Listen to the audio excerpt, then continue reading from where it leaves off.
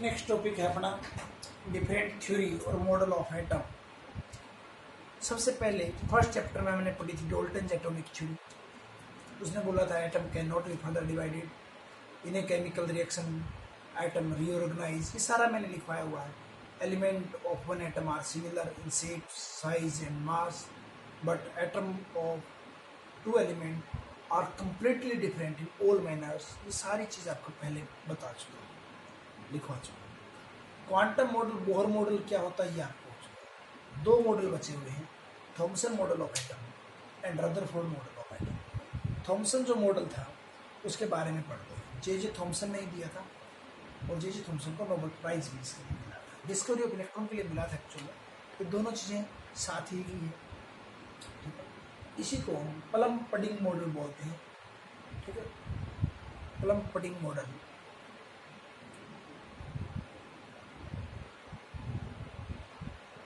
इसने बोला था कि आपका जो एटम है वो ये है, इस टाइप का। इसने बोला था कि इसके अंदर ये स्फीयर है और वो पॉजिटिव चार्ज की है।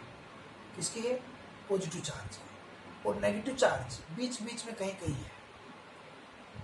जिस तरीके से तरबूज होता है, वाटरमेलन, वाटरमेलन स्ट्रक्चर भी, वाटरमेलन मॉडल भी बोलते हैं, लाइक वाटरमेलन, ठीक है। तो इसने वाटरमेलन की तरह ही बोला था कि एटम होता है।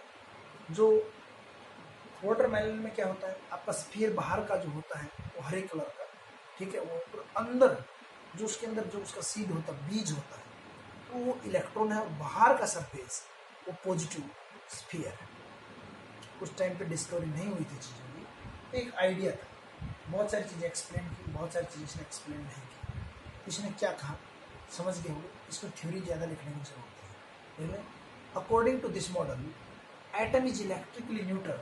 According to this model electron, according to this model atom is electrically neutral.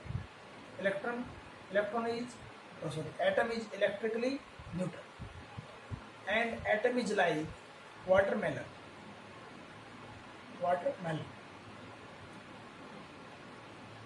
of atom is like watermelon of positive charge with seeds embedded into it. Seeds means electron, seeds means electron are embedded in it. इसमें electron होता है, ये positive है, ये electron है, बस यही था। इसने बस एक इसकी जो उपलब्धि थी, इसने बोला इलेक्ट्रिकली न्यूट्रल है और वो आज भी है। एक ही इसका इंपॉर्टेंस था, इलेक्ट्रिकली न्यूट्रल है। थॉमसन को नोबेल प्राइज मिला। थॉमसन ने बोला था एटम नहीं, सबसे छोटी चीज इलेक्ट्रॉन है। और थॉमसन के बेटे ने आगे जाके, जूनियर थॉमसन ने इलेक्ट्रॉन को भी आगे फर्दर डिवाइड कर दिया। जो इसके पापा ने बोला उसके बेटे ने उसको उल्टा प्रूव करके नोबेल प्राइज जीता। दोनों ने नोबेल प्राइज मिला था और दोनों के बीच से 40 ईयर का डिफरेंस है नोबेल प्राइज के। एग्जैक्ट डेट आपको पूछा मिल जाएगा, वो कोई वैसे इंटरेस्ट के लिए आपको बता रहा हूँ, साइंस में किसी बच्चे का इंटरेस्ट हो। इलेक्ट्रिकली न्यूट्रल है, बस इसने यही बताया था एटम इज इलेक्ट्रिकली न्यूट्रल। लेकिन बहुत सारे एक्सपेरिमेंट थे जो इसको प्रूव नहीं कर पाए, तो ये जो आपका फेल है। उसके बाद जो आया वो था आपका रदरफोर्ड मॉडल। और रदरफोर्ड मॉडल एक इंपॉर्टेंट मॉडल है। Rutherford nuclear model of atom जिसको हम बोलते हैं, रदरफोर्ड मॉडल, ये एक इंपॉर्टेंट आपका मॉडल है। Rutherford model, Rutherford model, Rutherford model क्या चीज है? रदरफोर्ड ने एक एक्सपेरिमेंट किया जिसको अल्फा स्कैटरिंग एक्सपेरिमेंट बोलते हैं। Alpha scattering experiment, alpha particle आप समझ ही गए होंगे। तो उसने क्या किया, एक मान लिया ये गोल्ड फॉइल ली, ठीक है, गोल्ड फॉइल ले ली, मान लिया इस टाइप की। यहाँ से उसने अल्फा पार्टिकल को, उसके ऊपर अल्फा पार्टिकल डाला, ठीक, अल्फा पार्टिकल डाला। तो उसने क्या देखा, मान लिया यहाँ पे ये एक छोटा है, मान लेता ये फॉइल थी। उसने देखा कि बिल्कुल जो पार्टिकल जाता है, एक पार्टिकल 180 डिग्री पे वापस है, बहुत सारे पार्टिकल ऐसे निकल जाते हैं। जो पार्टिकल पास से जाते हैं वो डेविएट हो जाते हैं ऐसे। इसमें बहुत सारे अल्फा पार्टिकल गोल्ड फॉइल के ऊपर डाले थे। किसके ऊपर डाले थे? थिन गोल्ड फॉइल बहुत ही थीन गोल्ड फॉइल थी, उसके ऊपर डाले। तो इसने क्या ऑब्जर्वेशन किया, most of the alpha particle pass out without any deflection, very few particle show deflection, and very few, very less, one particle in 20,000 bounce back at 180. 20,000 particle लिया, अप्रोक्सीमेटली 1900 पार्टिकल डिफ्लेक्शन के बगैर जा रहे हैं। जो थोड़ा इधर से जा रहे हैं वो डिफ्लेक्शन शो कर रहे हैं, बहुत मामूली है। और 20,000 में से एक पार्टिकल ऐसा भी था, फेंका, वापिस आ गया।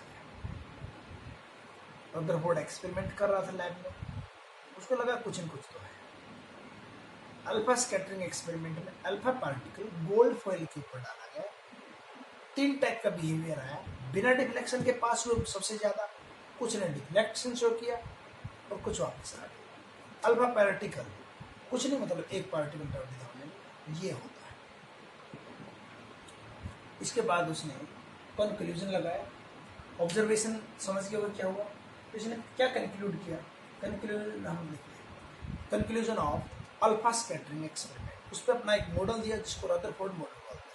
ये स्टडी किया उसने और उस पर एक पेपर पब्लिश किया जिसको रदरफोर्ड न्यूक्लियर मॉडल के नाम से जाना गया, और इसने न्यूक्लियस की डिस्कवरी की थी। फर्स्ट इसने लिखा, most of the space of the atom,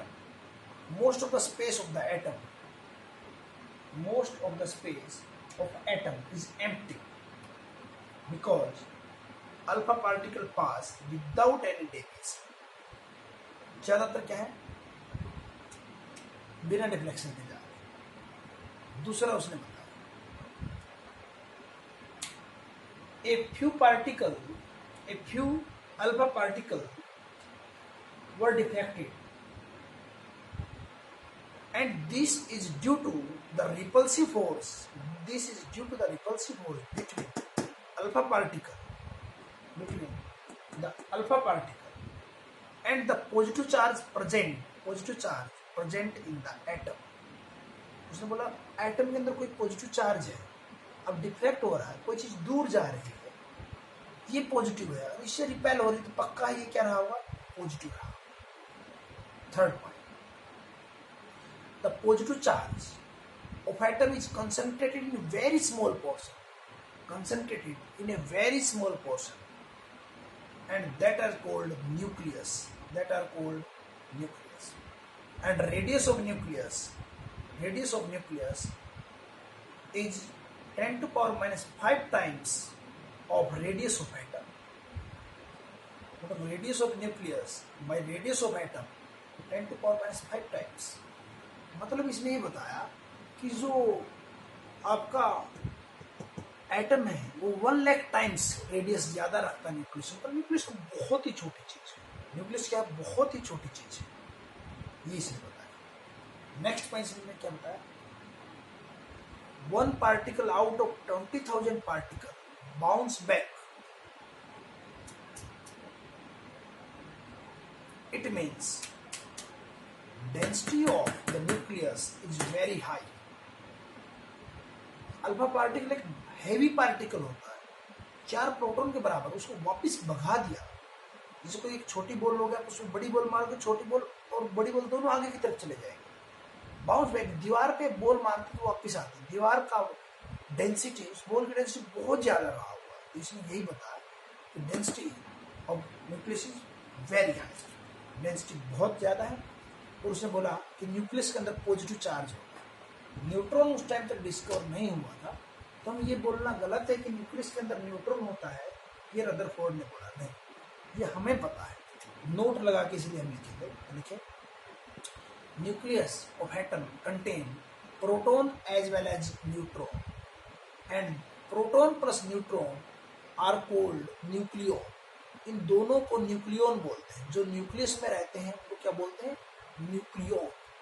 क्या बोलेंगे हम उनको, न्यूक्लियॉन बोलेंगे। ये बात आप ध्यान रखें, हम क्या बोलते हैं इसको, न्यूक्लियॉन बोलते हैं। यहां से रदरफोर्ड ने एक और चीज बताई थी, उसने बताया था रेडियस ऑफ एटम जो होता है approximately 10 to power minus 10 metre होता है, और रेडियस ऑफ जो न्यूक्लियस होता है वो 10⁻⁻15 होता है, ये बताया। और इसने एक और भी रिलेशन बताया कि रेडियस, किसी भी चीज़ का रेडियस आपको निकालना हो, किसी भी मतलब आइटम का, आर नोट ए की power 1/3, A is the atomic number, A is the atomic number, and R naught is the constant that is equal to 10⁻⁻ metre, जिसको 1 फर्मी बोलते हैं। और R क्या है? रेडियस ऑफ न्यूक्लियस है, रेडियस ऑफ न्यूक्लियस। जैसे कि हाइड्रोजन का न्यूक्लियस, मान लिया हाइड्रोजन का न्यूक्लियस 10⁻⁵ मीटर है, तो आपसे कोई एल्यूमिनियम का न्यूक्लियस पूछे तो आप कैसे बताओगे? एल्यूमिनियम का न्यूक्लियस 27 होता है, तो एल्यूमिनियम के न्यूक्लियस का रेडियस डिवाइड बाई हाइड्रोजन के न्यूक्लियस का is equal R nought A 27 की power 1/3 divide by R nought 1 की पावर 1/3। आर नोट से तो आर नोट गया, यहाँ से 3 की पावर 3, यहाँ से आपका radius of nucleus of aluminium is equal to 3 time of radius of hydrogen, ये आपको दे रखा। तो इस तरीके से उसने ये भी बताया था कि न्यूक्लियस का रेडियस जितना ज़्यादा एटॉमिक नंबर बढ़ेगा, मतलब ए इंक्रीज, एटॉमिक नंबर नहीं सॉरी एटॉमिक मास, ये गलती मैंने किया, एटॉमिक मास होता है, atomic mass increase, radius of nucleus increase, किसमें? 1/3। आर नोट क्या है? कॉन्स्टेंट। तो ये था, तो ये रदरफोर्ड ने बताया। फिर लोगों को लगा कि डेंसिटी भी निकालते हैं, फिर न्यूक्लियस की डेंसिटी निकालने के लिए काम शुरू हुआ। न्यूक्लियस निकालने के लिए डेंसिटी निकालने की कोशिश की गई। डेंसिटी ऑफ न्यूक्लियस, अच्छा टॉपिक है लिखने, density of nucleus, density of nucleus. Density क्या होती है? किसी भी चीज़ की डेंसिटी जो होगी वो मास बाई वॉल्यूम होगी। डेंसिटी ऑफ न्यूक्लियस, तो मास of nucleus divide by volume of nucleus, दोनों न्यूक्लियस के होंगे। मास किसके बराबर होता है? जैसे मैं आपको बोलूँ, मान लिया मैंने बेरिलियम ले लिया 49, इसका जो न्यूक्लियस होगा वहां पे क्या होगा? इसमें आप देखोगे 4 प्रोटॉन है और 5 न्यूट्रॉन है, ये दोनों कहाँ रहेंगे? ये न्यूक्लियस के अंदर रहेंगे, और दोनों का मास लगभग क्या होता है? बराबर होता है। यहाँ कौन रहेगा? यहाँ तो इलेक्ट्रॉन रहेगा। तो कितना होगा? Mass of nucleus divide by volume. Mass किसके बराबर होता है? न्यूक्लियस का मास, मास ऑफ न्यूक्लियस मतलब एटॉमिक जो मास होता है उसको हम बोलते हैं, मास नंबर जिसको हम बोलते हैं, equal to mass number, that is equal to neutron plus proton, neutron plus proton. A से नोट करते हैं इसको, याद होगा पहले चैप्टर में मैंने बताया था A by Z. Z is called atomic number, atomic number,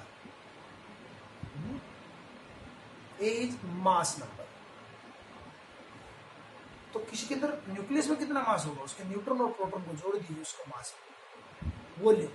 nucleus को कैसा माना गया? स्फेरिकल माना गया है। ये चीज मैंने नहीं बताई, मैं बता देता हूँ। न्यूक्लियस को स्फेरिकल माना गया। किसी भी चीज का स्फीयर का वॉल्यूम कैसे निकालते?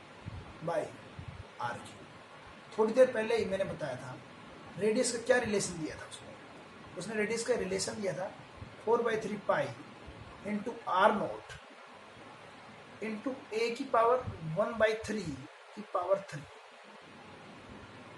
ये दिया था थोड़ी देर पहले।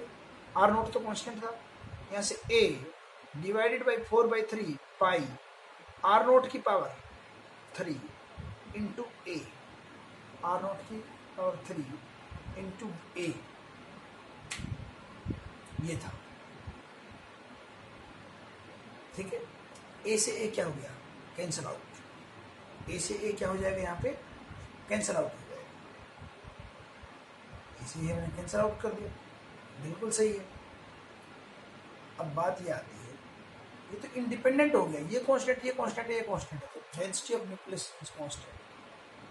Density of nucleus is constant. कोई बोले हाइड्रोजन का न्यूक्लियस की डेंसिटी, हीलियम के न्यूक्लियस की डेंसिटी, लिथियम के न्यूक्लियस की डेंसिटी, सोडियम के न्यूक्लियस की डेंसिटी गोल्ड के न्यूक्लियस की डेंसिटी, सिल्वर के न्यूक्लियस की डेंसिटी, सबकी डेंसिटी इक्वल होती है। न्यूक्लियस की डेंसिटी, एटम की डेंसिटी मत कर देना, गलतियां होती है, बच्चा एटम की डेंसिटी करके आ जाता है। ठीक है, एटम की डेंसिटी नहीं है, ये किसकी डेंसिटी है, आप ये ध्यान रखेंगे, ये आपकी डेंसिटी जो होगी किसकी होगी, ये आपकी न्यूक्लियस की डेंसिटी है। ठीक है, मास आपका मीटर क्यूब में निकलेगा। ए तो आपका बस नंबर था, ये तो क्या था, एक नंबर था, नंबर से नंबर कैंसिल आउट हुआ है। ठीक है, ये आप देखोगे, जो जैसे कि मैं आपको बोल दूं एल्यूमिनियम यहाँ से 13 × 27, आप इसका मास कैसे निकालोगे, मास 27 नहीं है, मास नंबर है, मास कैसे निकालोगे 1.67 10⁻⁻27 kg, क्योंकि एक प्रोटॉन का मास कितना होता है। आप जो ऊपर ए से ए, नंबर से तो नंबर कैंसिल आउट हो गया, मास अब भी 1.67 10⁻⁻27 kg है, ये तो नंबर से नंबर कैंसिल आउट किया है, मास नंबर से मास नंबर, ये यूनिट तो रहेगी। और आर नोट कितना है 10⁻⁻15, 10⁻⁻15 की पावर 3, 10⁻⁻45। ठीक है भाई, यह मैं आपको एक बार दोबारा बता देता हूँ, जो ये होता है R = R नोट ए की पावर 1/3। यहाँ ए ओनली नंबर लिया गया, ओनली नंबर, तो यूनिट नहीं है। यूनिट रेडियस की क्या यूनिट होगी, मीटर, और मीटर तो इसमें आ गया, ये तो मास है।